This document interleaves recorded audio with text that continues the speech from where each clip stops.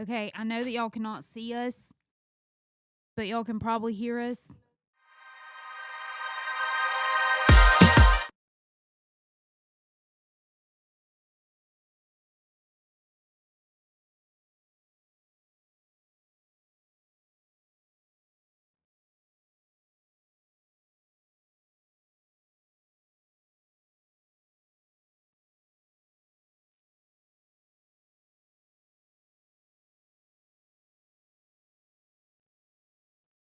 Bailey's working on it. No. Are we live now? Okay. Hey guys. Hey, everybody. I don't know if y'all can hear us or not, but If and you, the camera's off. I don't know. you can hear us, give us a thumbs up. Yeah, April just said there you are. Yeah. Yeah, we were having some technical difficulties. Bailey had to restart it. Bailey let her first job take priority over her real responsibilities tonight and was late, no preparation. Yeah. Well, she did prepare before she left today, but then it messed up again. So You can't have nothing. Can't have nothing. excuse how I look tonight. I gotta go inside and put a tan on just a little bit. So yeah. I look like putting a tan on. All right, so looks like Terry's got the number one spot on lockdown. Y'all better tighten up in the comment section. April said the sound's cutting in and out.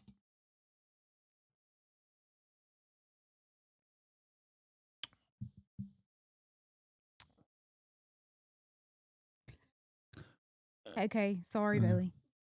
Is that better? Y'all close out of your stream and then get back in it. And see if the sound is better. Bailey's fixed when she did that.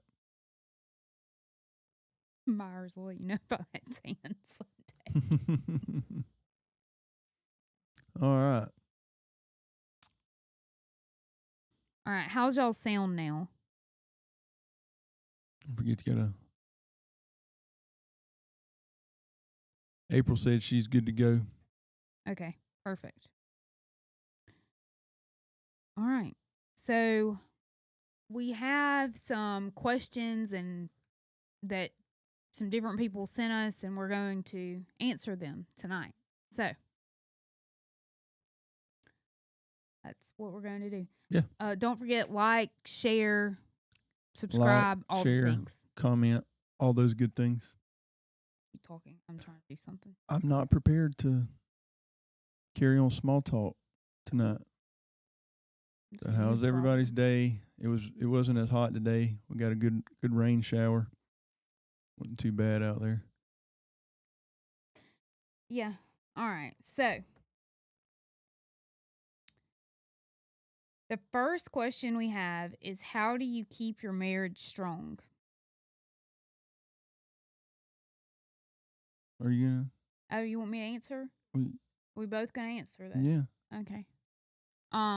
He and I talked about these questions a little bit. We didn't talk about them much because he hasn't been here very often. Um, I've barely talked to him at all in the past few weeks. So, we talked a little bit about them. So hopefully this don't go sideways. How do you keep your marriage strong? Honesty and be intentional. You have to be intentional. Like, I literally just said he hasn't been here, so I hadn't talked to him much, but oops. Guess who's not being intentional?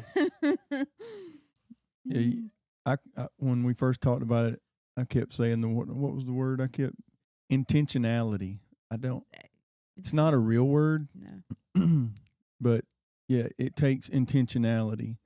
You have to make it a point to, if I'm not here, a lot, and we've talked on the phone a lot.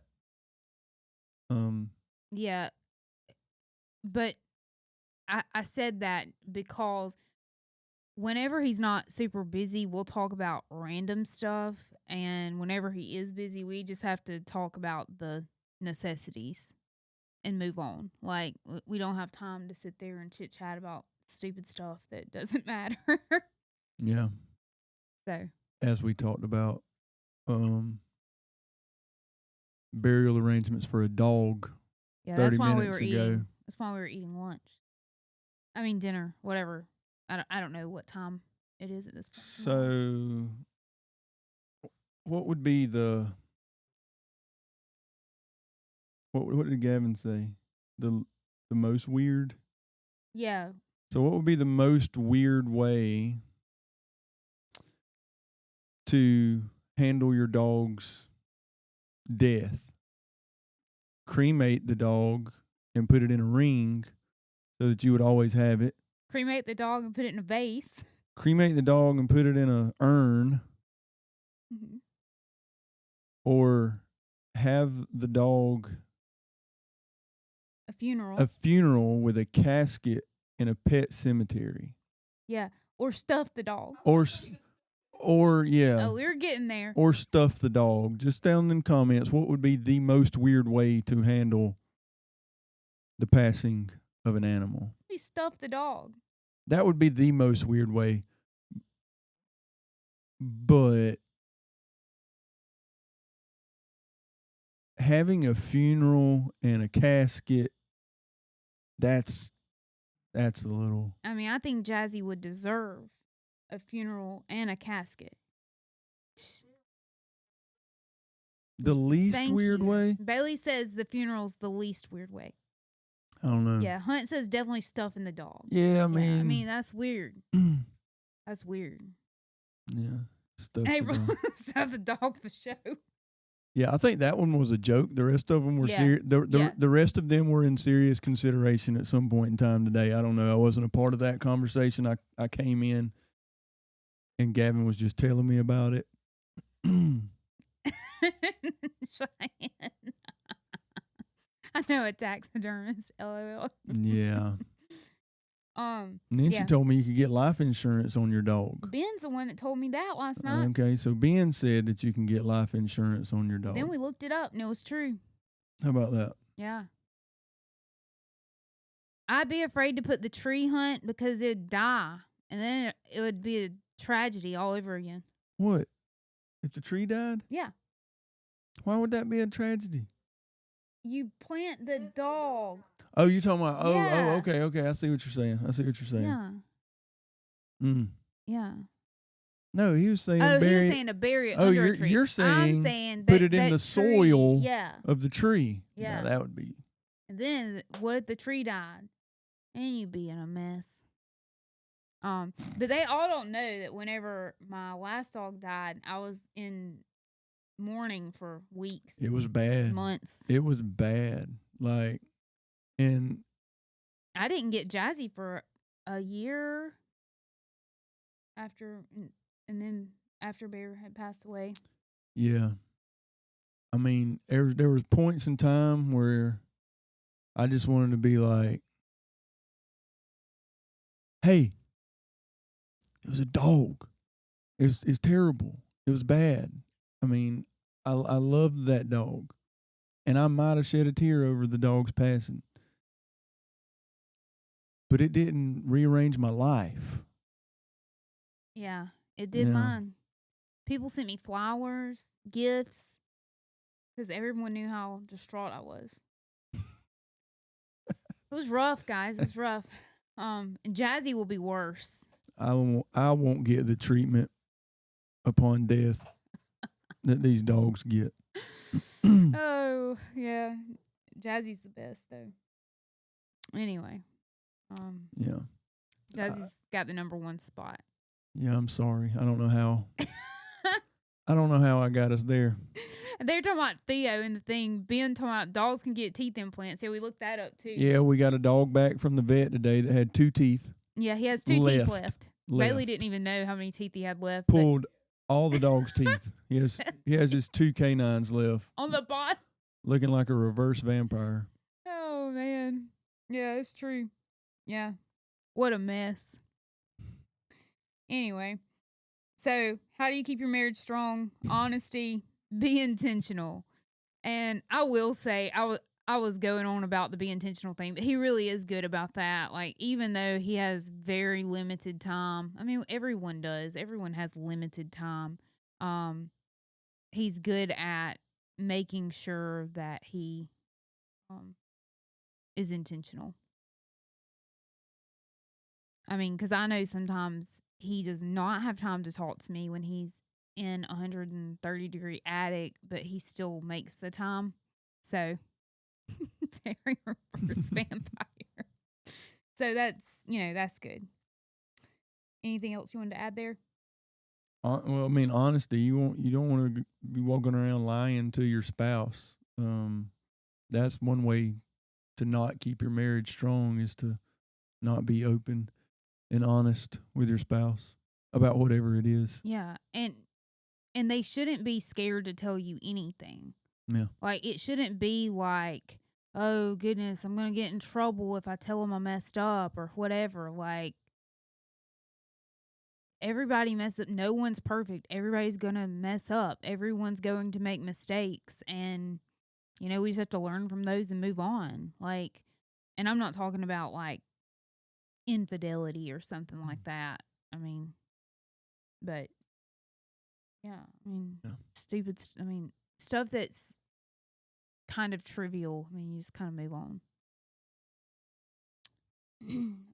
Don't have liabilities. I was like, liabilities? What is Yeah, what liabilities. do Yes. liabilities have to do with anything? Liabilities. What's one boundary you've set in your marriage that's helped you protect it? I'll let you tell yours first, and then What I'll. was mine? Oh, um, yeah, shoulder responsibility as a man, as a husband, shoulder responsibility that your wife isn't meant to carry. Your wife isn't meant to things she's not meant to hold up. You need to hold them up yourself. So I don't know how transparent we Go should be ahead. here, but Yeah. like yesterday, she asked me what was wrong with me. She told me I sounded defeated. And I said, "Well, I am. I am. I feel that's how I feel." And she said, "Well, what is it?" And I just listed off some things. And after I did it, I knew I shouldn't have. I shouldn't have listed all of those things off to her because I knew what it was going to do to her. And when I got home yesterday, what were you doing? Crying. About what? What you told me. What I had told her. And those are my responsibilities. Those are my things that I don't tell her because I know the stress it puts her under and the weight that she's carrying that she's not made to carry. No, I am. And I do that to the best of my ability, but she can only ask me so many times, what's wrong, what's wrong, what's wrong, before I have to go back to the first. I got to be honest. I can't have liabilities, as Miss Dana said. I got to just, finally, I got to just tell her so she don't think I'm just being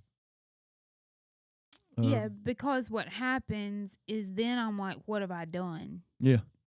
And that is a trauma response. If there's something wrong with me, his first thought is not, what have I done? Yeah. Like, it's a trauma response. It is, and it's something that I've really had to work on. I'm much better than I used to be. Used to, I would have freaked from the beginning. Like, whenever I realized I've known there was some things going on, and I knew, I pretty much knew what it was before he ever said it, but in my head I was like, what have I done? So he had to say it to me. And she even got me again today. After we just had this conversation yesterday, yeah. she got me again today. What's wrong with you? Something wrong with you? Are you going to tell me the truth? What's wrong with you? I was like, Yeah. I'm fine. I'm good. Don't worry about me. Yeah. But as soon as he's a little off, I immediately go to I've done something wrong or I'm not doing the right thing or it it always goes back to it's me, it's not you. Yeah. It's not okay that I'm that way and I'm I'm trying. Yeah. Working on it. So yeah, Um that's that's something I think that helps is I don't constantly put that stress on you. yeah, I agree. He he's really good about not doing that and some people don't agree with me and that's okay, but like, women first of all, women are not made to carry that kind of stress, but we're not capable of carrying that kind of stress. And some women will argue that, but I don't care. It is what it is. We're just not capable. And it's not that, we're not strong or whatever. We're Just just not made to. we're just different, right? We're just made differently. The the woman was made to complete the man, so the man has certain characteristics that a woman comes alongside and she does not have the exact same characteristics, because if you had the exact same characteristics I had, what what would be my use or Right. need Yeah. of you? She comes along with a distinct set of characteristics and abilities that I don't have, and those things should complement each other, not crash into each other. Mhm. Um and I say a boundary that helps protect a marriage is family boundaries. Like your family shouldn't know every time you guys get in an argument. They just shouldn't, you know? Now, I'm not saying that you can't go and ask your parents for advice, but if your parents, I will say this, if your parents are in a disaster for a life, they might not be the people that could give you the best advice. So let's just throw that out there. They can probably tell you what not to do, but I wouldn't take what to do from someone in that kind of And situation. that's in Any any situation. situation. Um I'm but not going to take financial advice from broke people. right. um but so family boundaries, not and that's not just arguments that you don't talk about. You also have to have boundaries like if this isn't the case, but say that um Slade didn't like for my kids to go stay at my parents' house because for whatever reason they come back and they're terrible or whatever the reason. Who's your kids? Oh, our kids, Okay. sorry. Our kids. So say he doesn't like for them to stay at well, I was saying my parents, I'm sorry. I know. I was kidding. Yeah, I know. My parents. Anyway, say he didn't like that. That's not the case at all. But just say that is the case. Well, I would have to respect that because he's my spouse and we leave our mother and father and now this is my number one. This is my family. So, if he doesn't like it, then I have to respect that. It doesn't matter, you know, because at the end of the day, those are his kids as well. So what he says matters. And you don't let your family in all of your business at all, like any of your business. Just keep them out. Like everything isn't their business. We're not all one family anymore. Like this is my family unit. My family is still my family, but they're not my family like the people I live with. That's a whole different situation. Yeah. Um, and then I don't talk about him or discuss issue. whatever issues he and I might have with very many people. And when I say very many people, I told him the other day.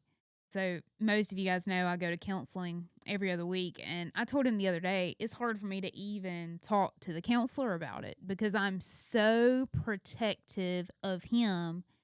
If I even felt like someone was just saying something that might be true because of whatever I'm telling, I'd claw their eyeballs out. I'd be like, "Oh no, that's not what we're doing. You're not going to tell me anything about him."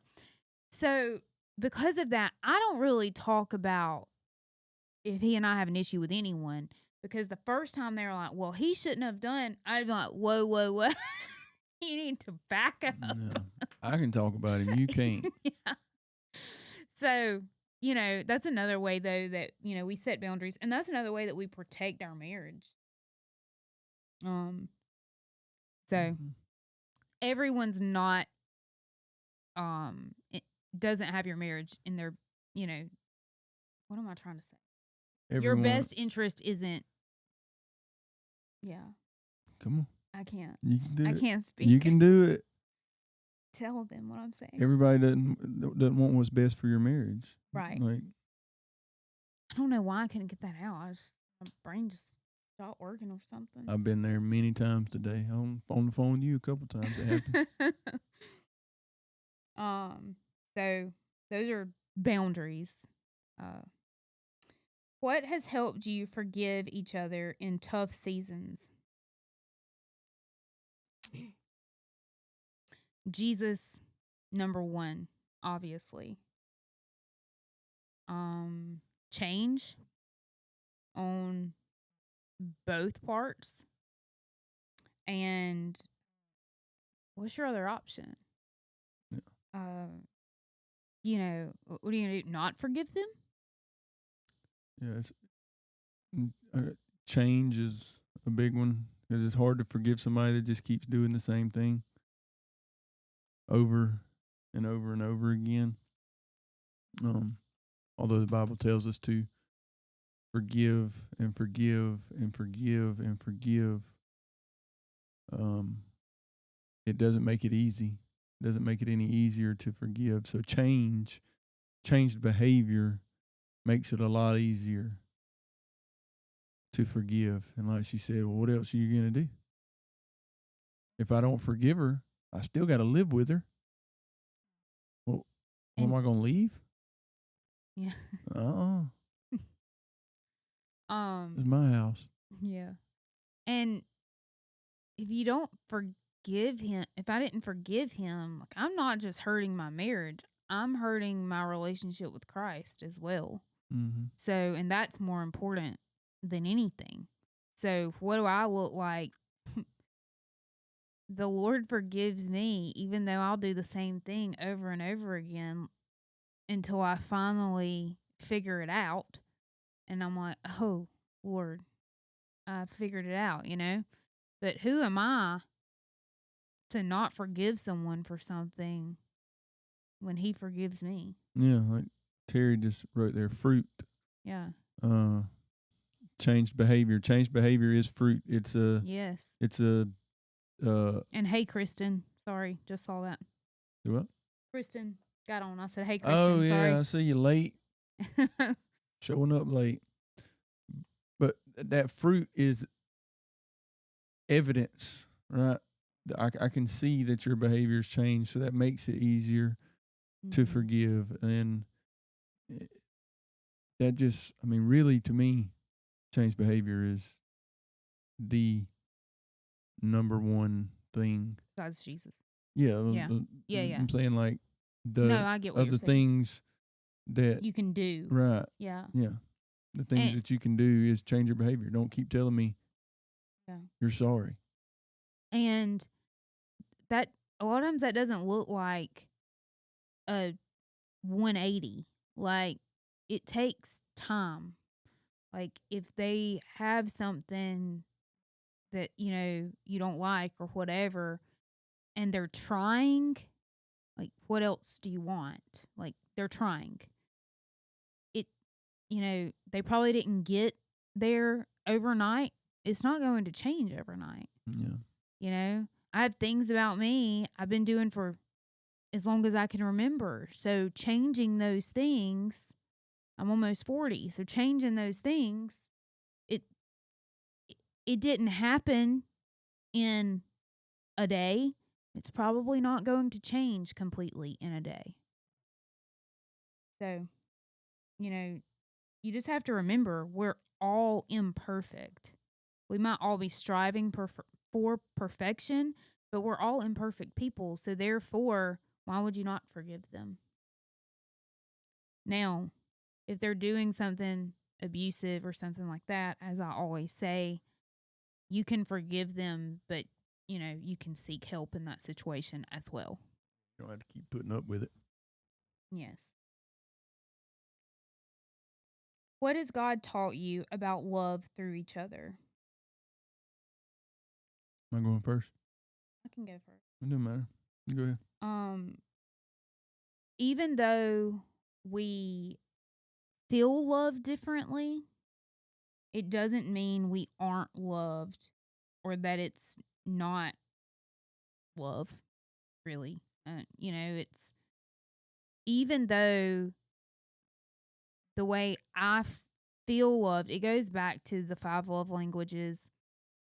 It's, we all feel love differently, even though mine and his love language is the same. Our number one is the same. It's still different. The way he sees physical and the way I see physical is different. And so even though we both have the same love language, we still love differently.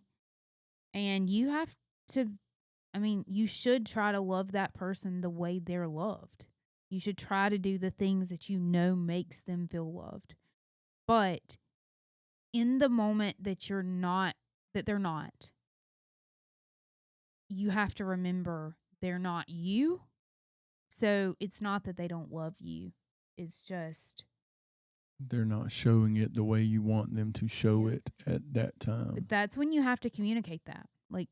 And they should be willing to change and do those things. And if they're not, then they don't love you, because change behavior is love in those situations. Fruit. Yeah. Yeah. The way that that God taught me about love through this relationship is I realized that she's not perfect, but I love her in spite of her imperfections. And when you look at love that way, when you look at your spouse the way that God looks at you, or Jesus looks at his bride, he loves us not because he has to. He loves us because he wants to. And he loves us in spite of all of our flaws, all of our faults, all the places we fall short, everything we don't do right. He loves us in spite of those things. And that's what real love is. It's not conditional based upon your mess ups or my mess ups or where I fall short. I don't stop loving you because you messed up. Right. You don't stop loving me because I messed up. Jesus doesn't stop loving us because, we missed the mark today, or we didn't do what he called us to do today. He loves us anyway. And that's what ultimately God has taught me about love through marriage and this relationship is Terry just said it's unconditional. Yeah. And we say that and we're like, well, yeah, but what about this? What about that? No. It's unconditional. Like it has to be. Because if there's conditions, you're going to meet them, Yeah. and that love's going to stop. Yeah. And so that's to me, there's a big difference between love and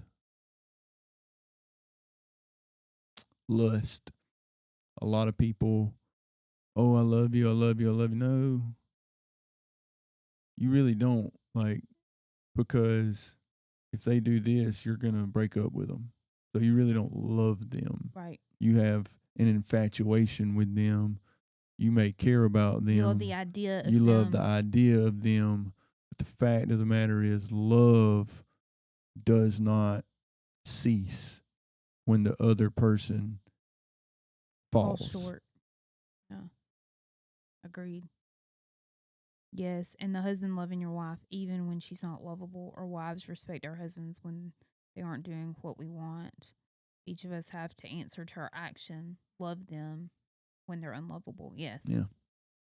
And I mean, I know there's plenty of times that I'm difficult, all of the things, but he loves me through it. What do you think would be the most important things couples should be praying for together? Your kids and each other. Yeah. Yeah. Yeah. What do you do when you feel like you are failing as a spouse or parent? You have to communicate. Excuse me. A lot of times like a lot of times you might not even see that you're failing as a spouse or a parent. This is when open communication is so important, because they should be able to look at you and be like, I feel this kind of way, or I think this kind of way, or whatever it is. Then you should be able to be like, oh, okay, well, let's fix it. Yeah. And So it's, I mean, it has to be so open and transparent. Like, it might make you mad, some of the things your spouse or kids might say to you, but oh well, get over yourself. It's not about you sometimes. It's about them and the way you're making them feel or not feel. So, if I, I've said this to my kids, you know, I don't even know how old they were. They were little. Like, those are their feelings and they're entitled to those feelings. And what I meant by that was those are their feelings and they're allowed to feel those. Now, we don't live out of our feelings alone, but they're allowed to have those feelings and they're allowed to express those feelings to me. And I should be willing to change whatever it is they don't like, because why would I not want to be the parent they need? and then sometimes you also have to give Or a different. spouse. Sometimes you just got to give a different perspective. And that may be their feelings, but that don't mean Doesn't mean they're justified in feeling that way. right. You know, Right. you can feel that way, but why do you feel that way? Yeah. You know, what did I do to make you feel that way? Yeah. And because if I don't know what I did, obviously I can't change that behavior. But if you tell me something that I didn't do, right, and you're feeling that way, now we got you're unjustified in that's right. in feeling that. Now we got to talk about it, right? Like, Right. that's not what I did. That's not what I said. That's not what I meant. it's not what I whatever. meant. You know, but you have to come to me first, Yeah. or else I don't know. you're just gonna walk around feeling like that, and I'm gonna have no idea why, what your problem is, what I did, what I didn't do, what I said, what I didn't say, and that goes for really every relationship. There is nothing I cannot stand more. I'm talking nothing is for someone to walk around with a problem and you can tell they have a problem and them not just tell you what it is. I can't stand it. It literally makes me probably angrier than anything else. If Bailey was sitting beside me, she would shake her head. Absolutely, it does. If there's something wrong with you, you better let me know. Because what I'm not going to do is walk around here on eggshells because you can't put on your big girl or big boy pants and tell me what the problem is. That kind of stuff drives me nuts. Like, that's crazy. You're failing your spouse if you're not being open. You're failing any relationship. Friends, coworkers, spouses, children, I don't care what it is. If you walk around acting like you have a problem, but you haven't addressed it, like, it gets me sideways. In this house, you don't get to walk around with your feelings. We're going to talk about them. We're going to get over them and we're going to move on. We don't get to walk around acting like we're sad and depressed. We don't get to walk around acting like we're angry at the world. Like, get over yourself. Everybody has stuff they have to deal with. Like, get over it. Move on. Tell me what your problem is and we're going to move on. Like, I can't stand anything more than having to ask someone what's wrong, which I've done with him, as he told, 2 times this week. That I have not been one to really ask that question very often lately, because it's something I've been working on. Because my counselor has been telling me it's not your responsibility to ask somebody what's wrong. She said it's their responsibility to have open communication. She said, and if they don't want to have that, well, then it doesn't matter what's wrong with them. That's a them problem, not a you problem. That's right. And so, you know, that is something that I have to work on a lot, because I'll be the first one. I have so much empathy for someone. I'll wear whatever their problem is. And so I've had to come to terms that, oh, well, Jonathan said Slade has a problem with his heat. Yeah. He did sign up for this. He did sign up for this job. I did. I tried to talk him into doing a lot of different things. Yes, you did. And he chose this. So, I mean, I hate it for him. I chose this life. He did that. I did not choose the heat. I'm not made for it. So, here. Why are you pointing? He needs to worry about him over here.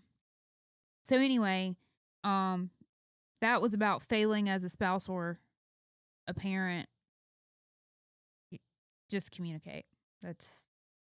I think communication solves most any issue. Yep. With anyone. Yep. It may get worse before it gets better. Yeah, it may. But it'll eventually get there. Yeah, you don't walk around with a problem and not talk about it, because you're sitting there dwelling on it and they couldn't care less. So, yeah. What are questions that are good to ask each other? And when I say that, like, what are good questions to ask your spouse to kind of see, like, where they are? I mean, I think it's good occasionally just to say, is there anything we need to improve on? Yeah. And what do we do to obtain that? Yeah, what can I do better? How can I love you better? Yeah. Yeah. And you have to be open to their answers. Yeah, because you may not like it. Yeah, you may not like what they have to say, but you have to be open to it. And I think that's what keeps your marriage strong as well. If you could pass on one truth to every couple, what would it be? Don't quit when it gets hard. You just got to keep going. Just just because you don't like her today, or just because you don't like him today, doesn't mean you get to go down to the courthouse and have papers drawn up. You know, I read the other day, I don't remember what state it is, but there is a state that makes you stay married another year. Y'all can live in separate houses, but y'all have to go to marriage counseling. Like, there's all these list of things you have to do. I cannot remember what state it was. I think it's out west. You have to do this list of things before they'll grant you a divorce. Yeah. And they make you, you have to be separated 365 days. Well, yeah, the divorce rate is so high because divorce is so easy. Yeah. It's just easy to go get a divorce. You just go down there and tell them you want a divorce. Yeah. And unreconcilable differences. yeah, irreconcilable differences. Irreconcilable differences. What is yeah. that? Like, what is an irreconcilable? What is that? I have irreconcilable differences all the time. Oh, Terry said California. That's surprising. Yeah. That's the place. I knew it was somewhere out west. I just wasn't sure where. The fact that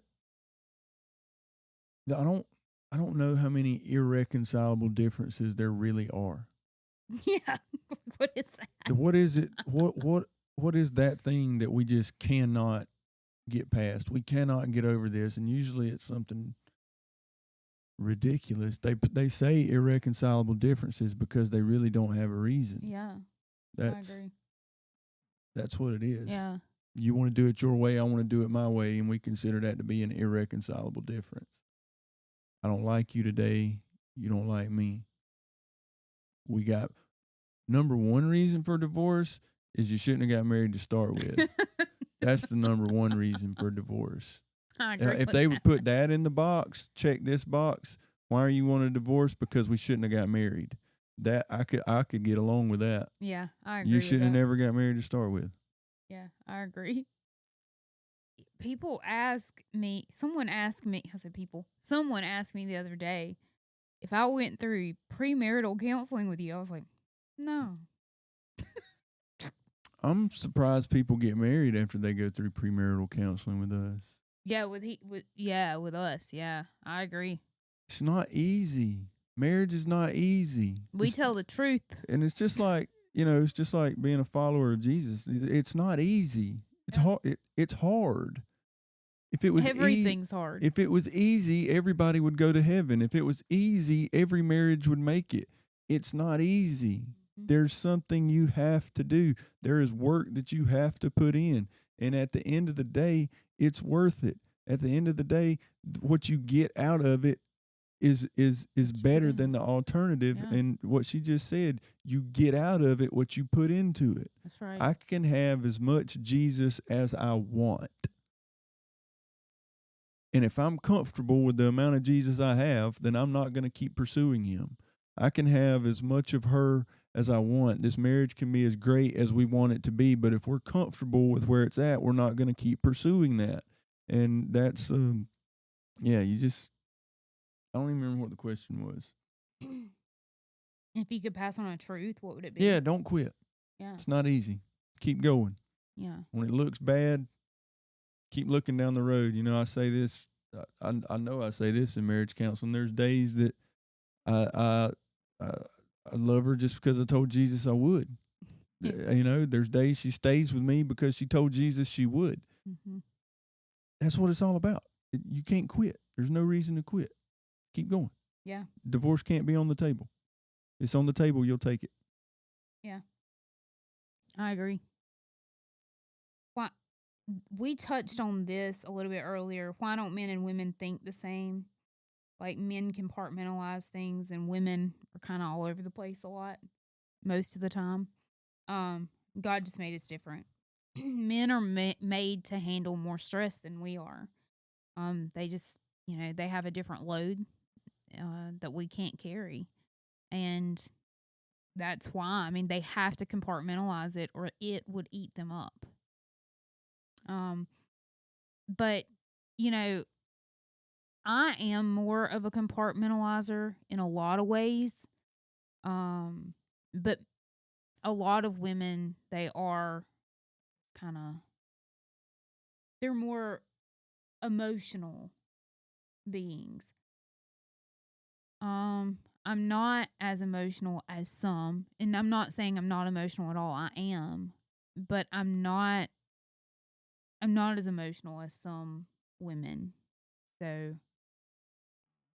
yeah, but I still can't carry the same load as him. No, I can't do the things she does either. Let's not get that. Let's not get Like that what? twisted. Like, I mean, I think it's more of The like organization of our like an lives. administrative type thing. Like if everything, if it was dependent upon Calendar. me to be sure all the bills got written out and everybody got their money when they were supposed to get their Y'all money. might not can see this. This is our family calendar. I don't know if y'all can see that it has something on every single day of our lives. Yeah. That's how I live. Yeah, and like she lives like that, and I don't even I look have at the to. and I don't even look at the calendar, and then I get told things that we're supposed to be doing, and I'm like, wait, what? Why didn't I know about this? Well, you didn't look at the calendar, and so You've yeah, gotten better. I'm a little bit better, but I think that's an administrative. Like I could not do that. I can't live like that. Well, Like I I can't. things wouldn't get done Yeah, if I no. didn't do it that way. Meaning, he would have to hire someone if something happened to me. He would have to hire someone to come in the house to take care of all of these After I things. got her stuffed and put up inside, I would have to hire someone to come fulfill her duties that she does, Yeah. and because I couldn't do it. Like today, I had to schedule an appointment for Theo to get his stitches taken out, July 28th. I have a 2-hour window where I don't have something. I told her, I said, I can come at 1 and I have to be out by 3. And she was like, okay, it'll be fast. It better be, or I'm leaving with stitches and all. I said, and I'll leave at 6 a.m. the next morning to go to Charleston, South Carolina for a pageant for Bailey. So, you know, so it has to be done that way, or we, all of the things that I have to do wouldn't get done. No, We have 4 dogs and I have 2 kids and him. I thought you were about to hit me. No, I'm not going to hit you. Like He she acts like I beat him. blinked twice. Yeah, she thrives in that organization, but I don't. I don't thrive in that. Yeah. And My life is chaos every day. yeah. When I walk out of this house, I mean, it's good that it's organized when I'm here. When I walk out of these doors, it's chaos. I think if it wasn't organized when you were here, I think you would lose it. Yeah, like Ben's on here and he'll want to know what the plan is for tomorrow, and I'm just like, I can tell you what I think we might do, but by the time I get up, before I get out the door, my plans have He's learned that he can't plan it's it. over. Whatever I thought I was going to do the next day, by the time I walk out the door, that plan is shot because things have changed, and so and then it just that's how the rest of the day unfolds, and it's like that every single day. Yeah, I couldn't do what he does. Like, I have to. Like, if someone throws something on my schedule that I didn't have, it's not pleasant. Yeah. Because I'm like, no, that was not on my calendar. Yeah. Why do some husbands get intimidated by a successful wife? He and I talked about this. I think that's more of just like a pride and they feel inferior. And I don't think it's all men feel that way. But yeah, some men do, and that was a question someone had.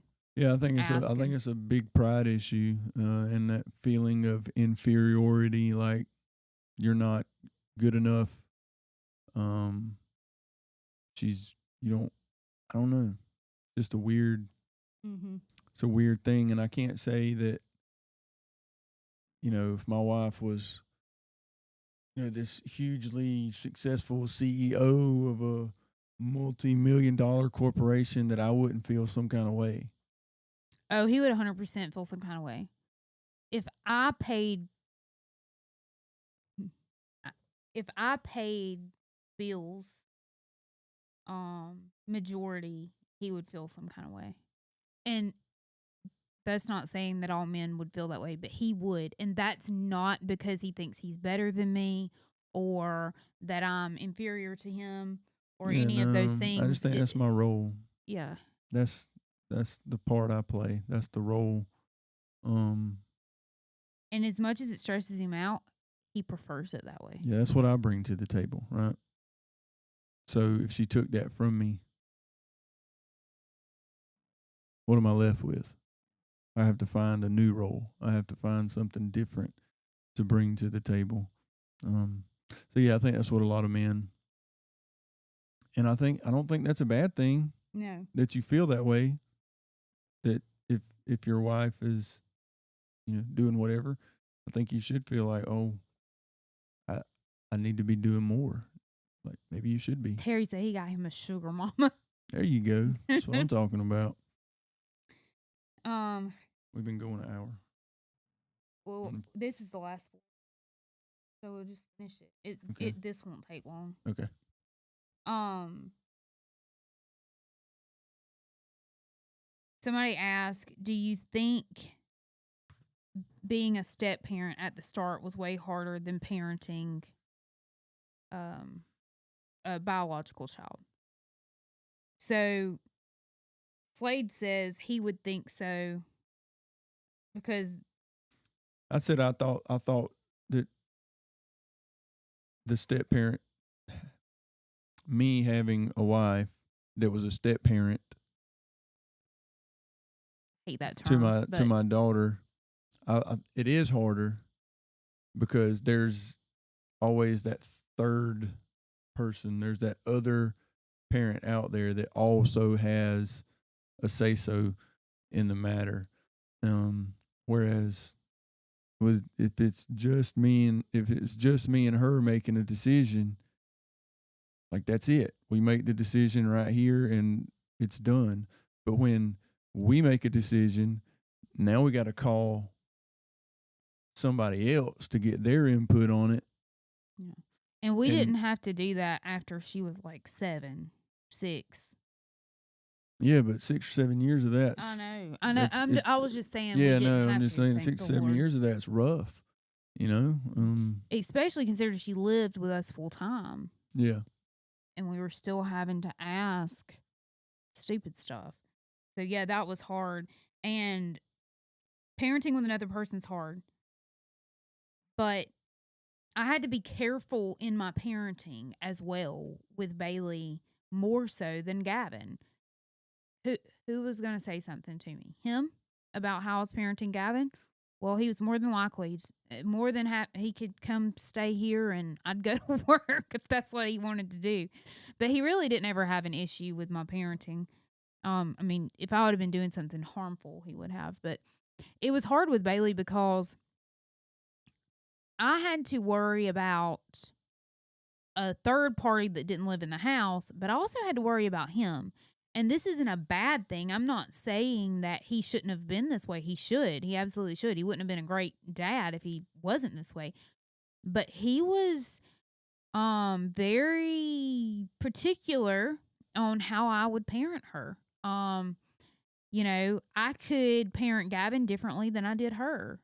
He would say something if, and it wasn't that I was being mean to her or anything like that. It's just he was so overprotective over her, but it's because he's all she had. And he knew at the end of the day, if I walked out, he was it. Yeah, your daddy tried for 18 years. He was it. He's all she had. And thankfully, though, I came from a split household and I lived with my daddy.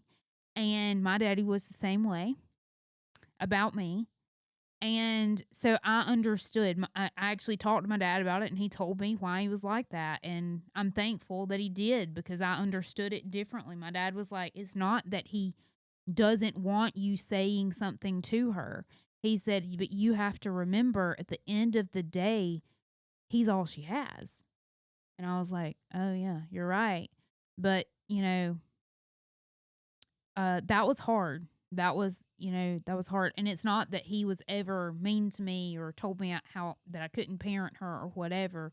It was just, I had to walk on a few more eggshells with Bailey than I did Gavin whenever it came to parenting her.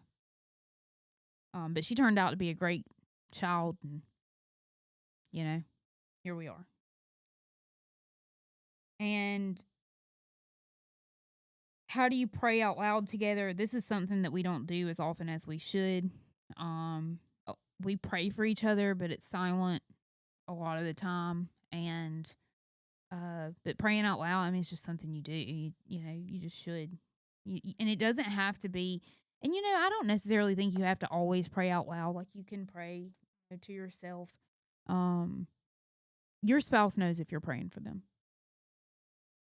Well, yeah, and then there is power in praying together. Yes. And that is, it's one of the hardest things to do. I agree. And the reason it's so hard to do is because the devil doesn't want you to do it. Mm-hmm. He doesn't want you to do it. So it's really uncomfortable until you do it. Yeah. And that's the same thing with praying for anybody, anywhere. Yes, it's so true. It's the most uncomfortable thing. You don't want to do it, but once you do it, it wasn't that bad. Right. It wasn't that, and most of the time it's great. Yeah. You feel the Lord. We talked about this on a previous episode, but someone had asked the question: the importance of the father in a little girl's life,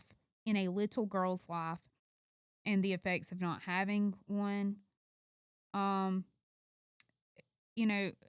It's so girls know their self-worth. Really. Having a dad gives you power, really. I can't explain that. But like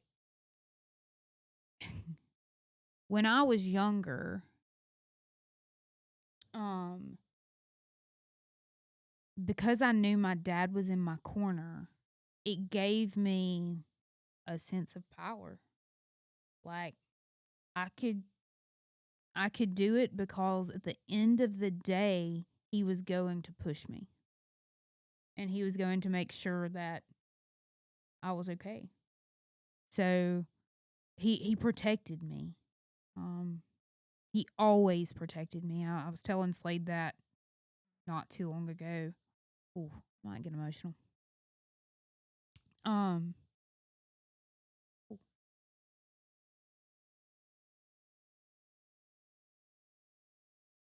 My dad worked long hours, but he always protected me. I knew that he was there and he wasn't going to let something happen to me. And that it was important.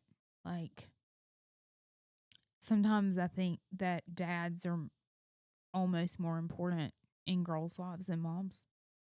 Yeah, I think it's a lot, dude. Like you just said, the protection thing. Somehow, it's and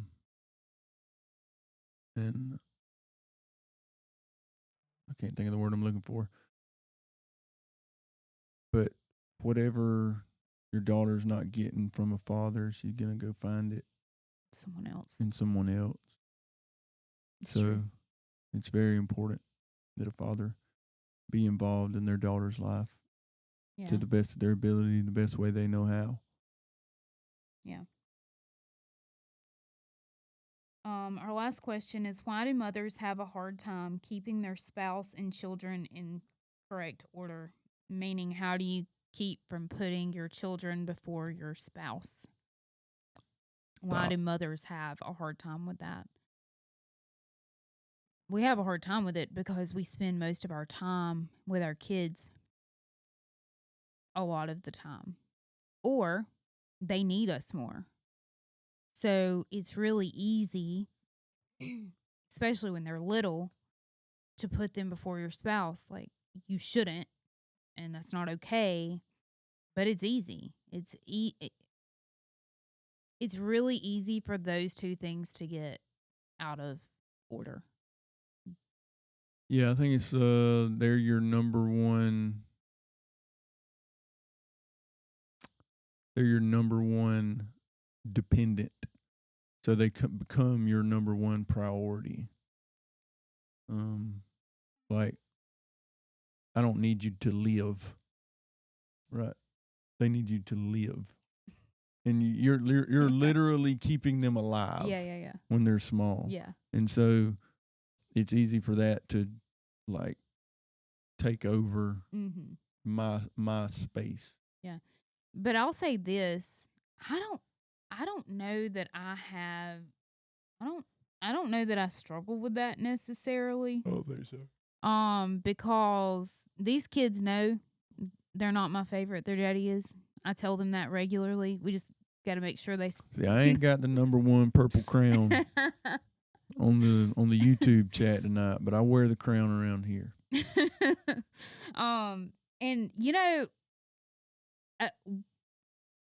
this is kind of selfish, but one reason is because at the end of the day, if he's not in that spot, what's going to happen when I need backup with these children? He's going to be like, well, they're your favorites, so go handle it, girl. You take care of them. See, if I'm having problems with these kids, I just go to him and I'm like, hey, this is what happened. And he's like, all right. And he'll handle it.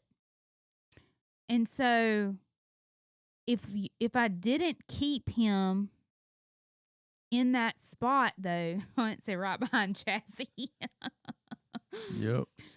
If I didn't keep him in that spot, though, I mean, why would he want to help me? He would have a problem. If I'm not her number one, what's my incentive for her to be my number one? Yeah. Why do I put her in my number one spot when she doesn't have me there?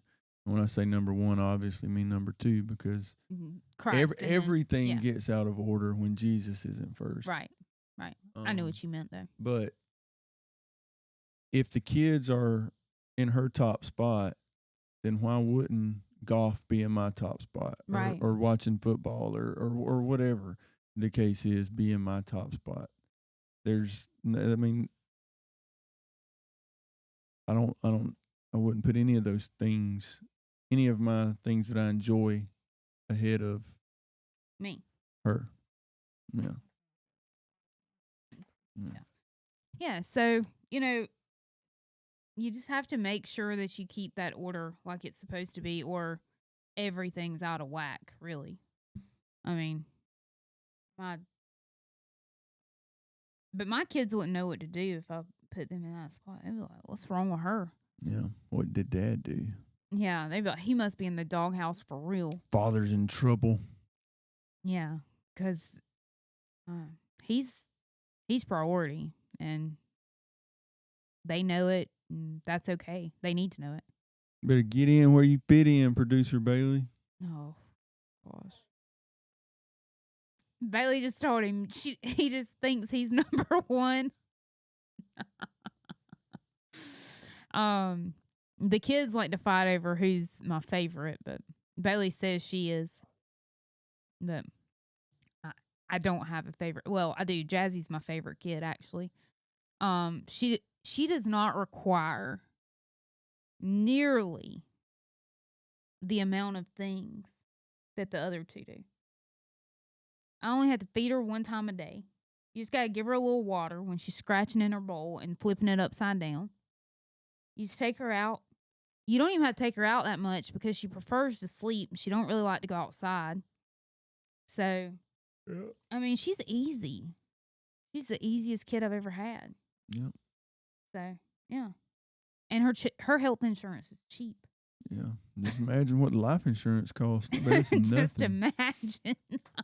So, Jazzy's going to book in this stream tonight. She'll be the beginning and the end. Yeah.